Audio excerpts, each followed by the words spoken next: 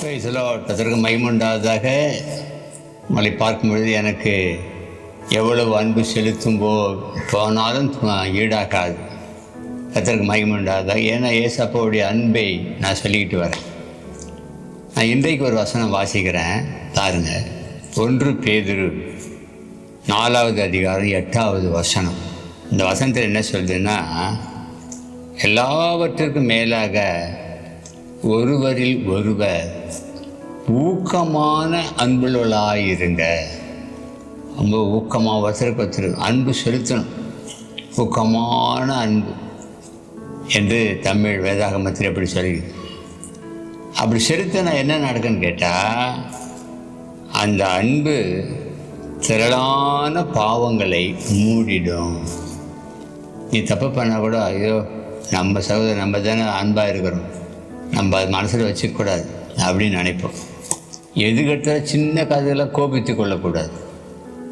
ஆங்கிலத்தில் சொல்லிக்குது, அன்புன்னு அந்த இடத்துல லவ் இல்லை, charity. Charity shall cover the multitude of sins. அன்பு திரளான பாவங்களை மூடிடும்.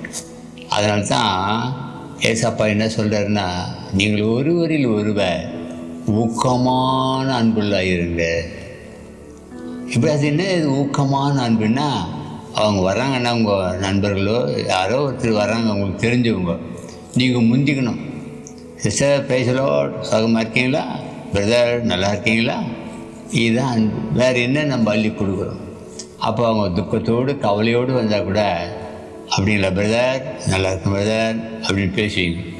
அப்போ ஒரு 2 நிமிஷம் 1 நிமிஷம் பேசி பாருங்கள், ஒரு ஆறுதல் கிடைக்கும்.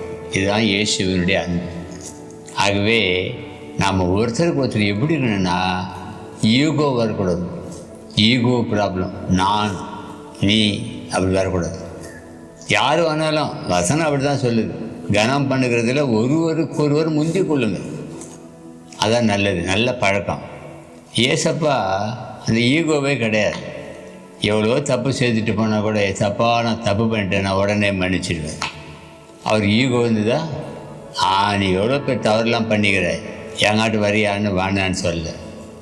என்னிடத்தில் வருகிறவனை நான் புறம்பே தள்ளுவதில்லை, தள்ள மாட்டேன்னு சொல்கிறார். அவ்வளோ நேசிக்கிற ஒரு அன்பு இயேசுவின் அன்பு. ஆகிய தேவனுடைய பிள்ளைகளே, நீங்கள் அன்பாக இருங்க. யாருடைய தவறையும் குறையையும் பார்க்காதீங்க. நீங்கள் முந்தி கொள்ளுங்க பேசுகிறதுல. முதல்ல நம்ம பேசணும். அப்போ அதுதான் ஆண்டவர் பார்க்குறாரு. நீங்கள் தான் பாக்கியவான், நீங்கள் தான் பாக்கியவதி.